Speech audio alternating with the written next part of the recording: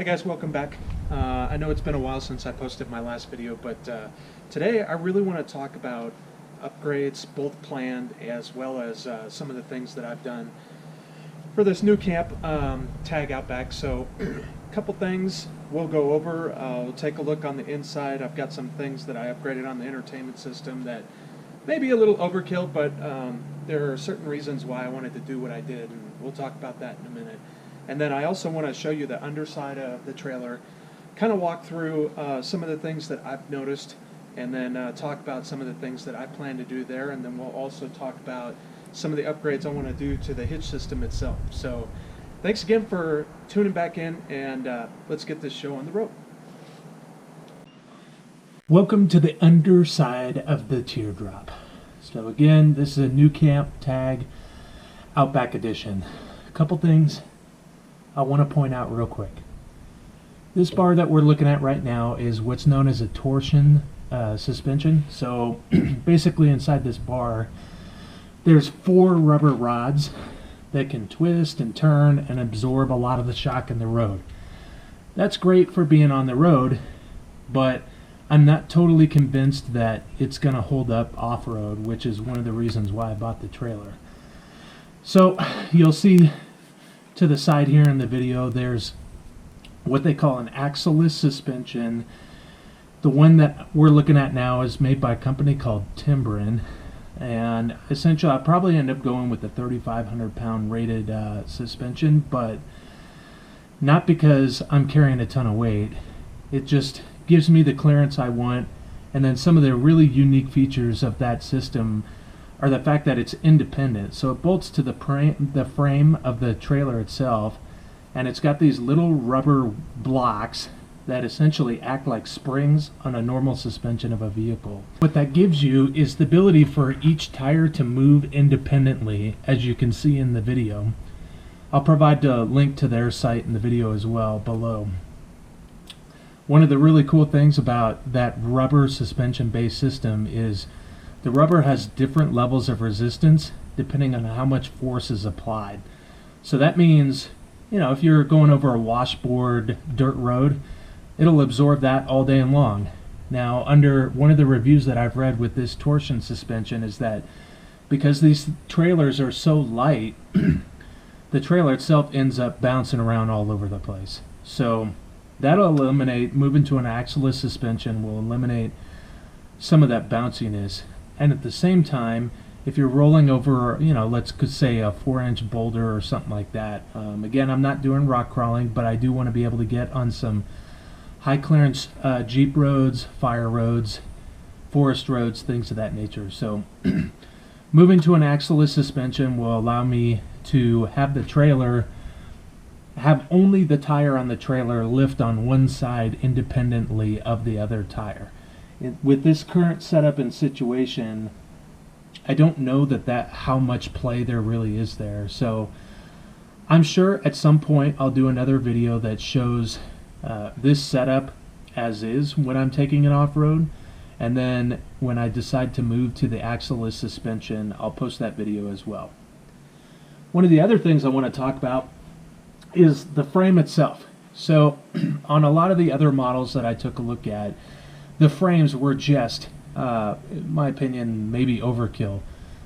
In this case, I'm a little concerned that there's not enough stability in the frame itself for the NuCamp Tag, at least for what I want to be using it for. This is probably fine for the road, no issues. You don't have to worry about flex or anything like that. But in the scenario and situation where I'm going to be off-road and I could have the back of the trailer twisting one way, the front of the trailer potentially twisting the other way, that's not good based on how many cross braces there are not. So you can't really see it in the video, but basically the tongue is at the front, that's that way, and the only other bars that are on this thing are, there's one bar which is carrying the spare tire that you can barely see out of the corner of the screen, which, by the way, we'll be losing this spare tire as well for clearance reasons. I know I already talked about that. But other than that, this is the only other cross brace on the entire trailer. And basically, it appears the only reason that this is here is for the stabilizing jacks. So, long story short, I'm going to take it to a welding shop and have them reinforce the frame. I'll probably use some 2x2 or 2x3 inch steel tubing, have them run the cross braces across. I have to do that for the timber and axle suspension anyway, so that'll serve as a little more stability, but I'll probably add one at the rear and one at the front of the trailer as well, depending on what the recommendation is from the shop. Now I want to talk to you about one of the upgrades that I'm planning on doing almost certainly. So these trailers came with a standard 2-inch ball and hitch system, so this just goes over just like any other trailer. But one of the things about these hitches is they're really only meant for the road. There's a couple of manufacturers out there, two in particular, one called Max Coupler and the other one is called Lock and Roll. And essentially what they did was they redesigned the hitch system to account for this idea of, you know, full articulation. So when you're on a normal road, it's fine. You know, the trailer might hit some potholes or it might hit a dip in the road or a speed bump or something like that. And in that case, this is fine. Once you start taking these things off-road, then you run into situations where the trailer might be leaning to one side.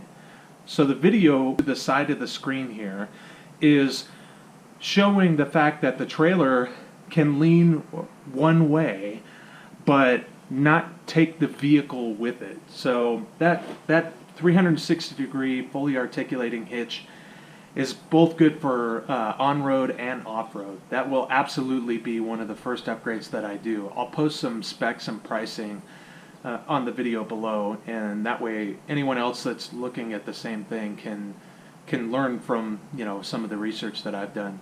From what I've seen, the Max Coupler seems to have gotten the best reviews, although I don't think you could really go wrong with either one. I'll probably do another review once I get this thing outfitted. One of the things I wanted to follow back up again on was this whole idea of entertainment while you're in a teardrop. So remember, teardrops are very compact. They're not the same as a fifth wheel trailer, anything like that. So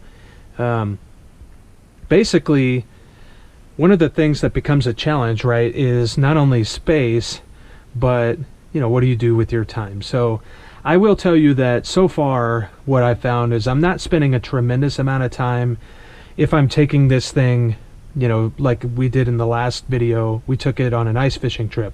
Well, I spent most of my time on the ice fishing trip itself and not a lot of time on the inside, with one exception. So I headed up the night before the ice fishing trip itself, and I found that I had a lot of time by myself. It was too cold at night to really enjoy the outdoors, so I decided to spend my night inside. So one of the things I had talked about before was taking these things on the road. I didn't see where there was going to be a lot of scenarios or situations where I was going to be using the onboard DVD system, stereo, and or the TV. Well, I'm very quickly changing my mind. Now, I'm a gadget guy anyway, so of course I had to take this concept and really see what I could do for it from an upgrade perspective. So one of my considerations and one of my concerns about using the entertainment system is this runs off the 12-volt system, which is awesome because that means you don't need a generator and you can watch these things all day long.